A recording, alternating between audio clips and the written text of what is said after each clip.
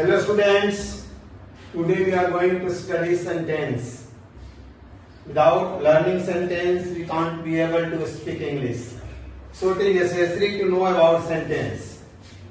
आइए आज हम उस सेंटेंस के बारे में जानते हैं। पहली क्लास में हम लोगों ने कुछ इनिशियल चीजों को देखा था। I, we, you, he, she, they, is, are, am, was, were, has, have, had, इन सबका एप्रोप्रिएट यूज हमने देखा था। आज हम लोग सेंटेंस देख रहे हैं और सेंटेंस को एक एक चीज को समझ रहे हैं। तो पहले हम इसकी परिभाषा ले लें। सेंटेंस क्या है? A group of words which makes a complete sense is called sentence. Group of words जब तक नहीं रहेगा वो सेंटेंस नहीं होगा, जब तक कंप्लीट सेंस नहीं होगा वो सेंटेंस नहीं होगा। इसलिए सेंटेंस होने के लिए ग्रुप ऑफ वर्ड्स के साथ साथ उसमें एक ऐसी वर्ब चाहिए जो उसका सही अर्थ निकाले, सही सेंस दे। इसलिए देखिए यहां दो सेंटेंसेस मैंने लिखे हैं। ही इज अ डॉक्टर, यह सेंटेंस है। इसमें इज एक ऐसा वर्ब है, हेल्पिंग वर्ब, यहां मेन वर्ब का काम कर रही है और यह सेंटेंस बनाने में मददगार है। दूसरा, ए इज ही डॉक्टर, यह सेंटेंस नहीं है क्योंकि यह सही ऑर्डर में नहीं है। तो अगर किसी में वर्ब नहीं है या सही ऑर्डर में नहीं है वह सेंटेंस नहीं हो सकता। सेंटेंस होने के लिए निश्चित रूप से इस तरह के ग्रुप ऑफ वर्ड्स के साथ एक वर्ब चाहिए, उसका नाम है फाइनाइट वर्ब। फाइनाइट वर्ब के बिना भी सेंटेंस नहीं बन सकता। A group of words need a finite verb to become a sentence. तो इसमें एक फाइनाइट वर्ब की जरूरत होती है। Group of words needs a finite verb to become a sentence. जब तक ग्रुप ऑफ वर्ड्स के लिए एक फाइनाइट वर्ब नहीं होगी वो सेंटेंस नहीं होगा। तो फाइनाइट वर्ब के रूप में कौन सी वर्ब होती है? Finite verb, the verb which changes according to its subject is called finite verb. वह क्रिया जो अपने सब्जेक्ट के हिसाब से बदलती रहती है, यानी सब्जेक्ट के नंबर पर्सन को फॉलो करती है, वही वर्ब फाइनाइट वर्ब होती है। ये लिमिटेड वर्ब्स हैं, चिंता नहीं करनी है।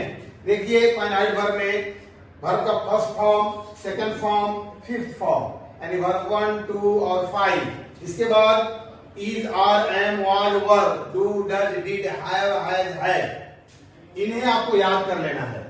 किसी भी ग्रुप ऑफ वर्ड्स को सेंटेंस बनने के लिए इनमें से किसी एक का होना अति आवश्यक है, बिल्कुल ही जरूरी है।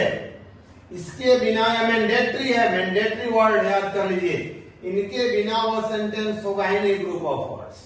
ओके, इस तरह से हम सेंटेंस को समझिए। सेंटेंस क्या होता है? Next, there are 5 kinds of sentence according to meaning. अर्थ के हिसाब से वाक्य के 5 प्रकार होते हैं। अर्थ के हिसाब से 5 प्रकार होते हैं। अन्य प्रकार भी होते हैं, जैसे स्ट्रक्चर के हिसाब से 3-4 तरह के वाक्य होते हैं, फिर वो बाद में मैं बताऊंगा आप लोगों को। ये है अकॉर्डिंग टू मीनिंग, अर्थ के हिसाब से। पहला assertive sentence, the sentence which asserts the meaning either affirmatively or negatively is called an assertive sentence. Assertive sentence वह सेंटेंस है जो अर्थ को अफर्मेटिव सेंस में यानी सकारात्मक या कभी कभी नकारात्मक निगेटिव सेंस में प्रस्तुत करता है। जैसे एग्जांपल में देख सकते हैं, इट्स अ मैंगो, ये अफर्मेटिव है। I am a teacher, affirmative है। यू डिडंट सी मी, यह निगेटिव है। She does not know you, यह निगेटिव है। अतः अफर्मेटिव और निगेटिव दोनों ही कंबाइंड रूप से असर्टिव सेंटेंस कहे जाते हैं। यूं कहें कि असर्टिव सेंटेंस के हम अगर बांटे तो 2 पार्ट हो जाएंगे, अफर्मेटिव और निगेटिव। इस तरह से अफर्मेटिव सेंटेंस वे सारे सेंटेंसेस हैं जो सिंपल सी बात बताते हैं, सीधी बात बताते हैं, चाहे वो सकारात्मक हो या नकारात्मक हो। हम दूसरे काइंड की बात करें तो आप देख सकते हैं इधर interrogative sentence. The sentence which is used to ask question is called an interrogative sentence. Interrogative sentence वह है जो प्रश्न पूछने का काम करता है। प्रश्न 2 तरह से पूछे जाते हैं, एक WH से और दूसरा ऑक्सिलरी वर्ब से। What is your name? WH है व्हाट और डू यू नो मी, यहाँ डू ऑक्सिलरी वर्ब है।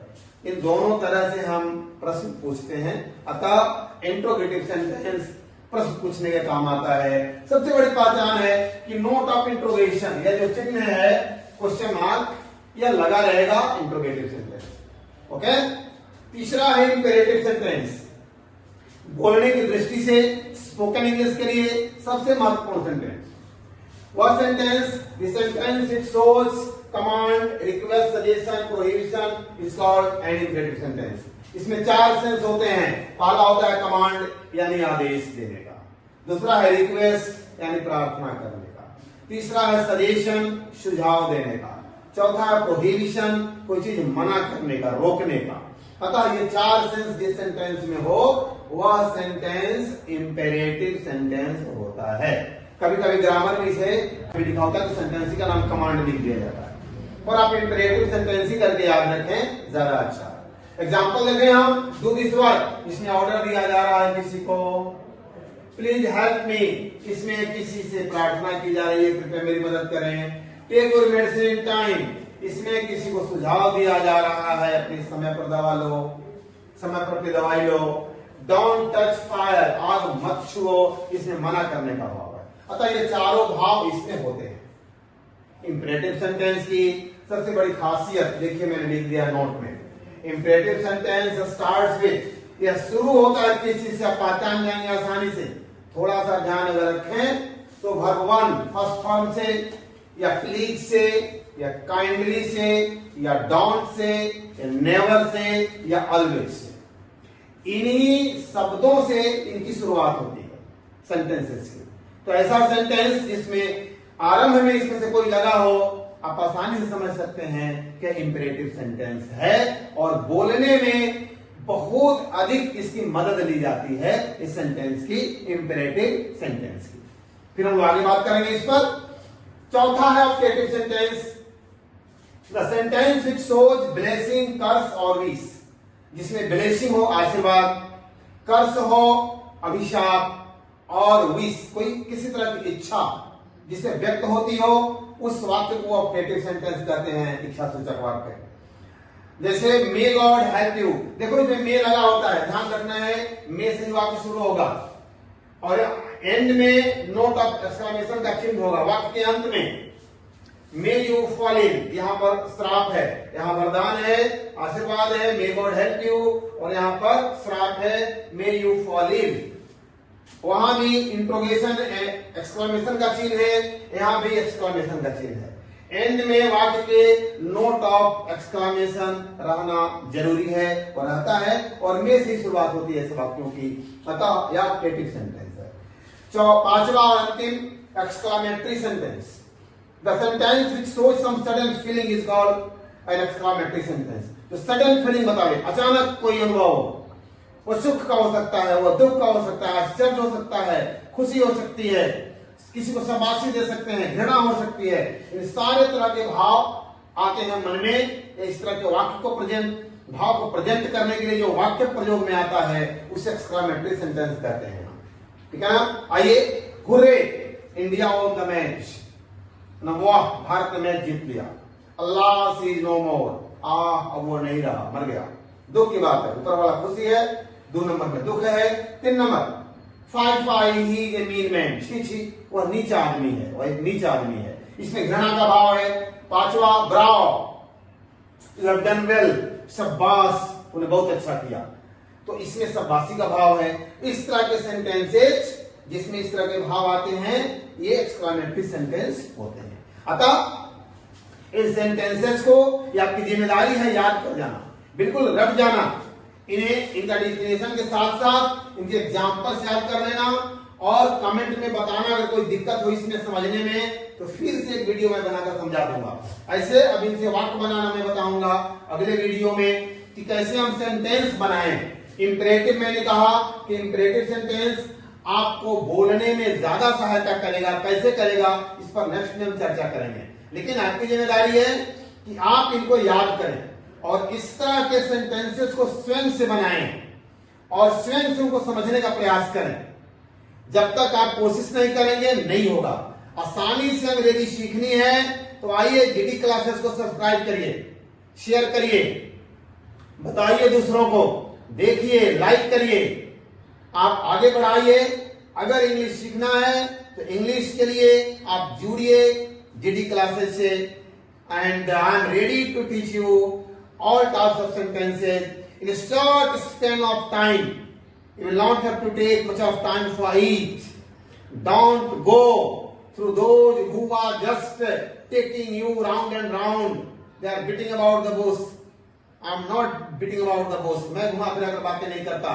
I am telling a straight that if you want to learn English, come and connect, come and subscribe GD classes. Then you will be able to learn it.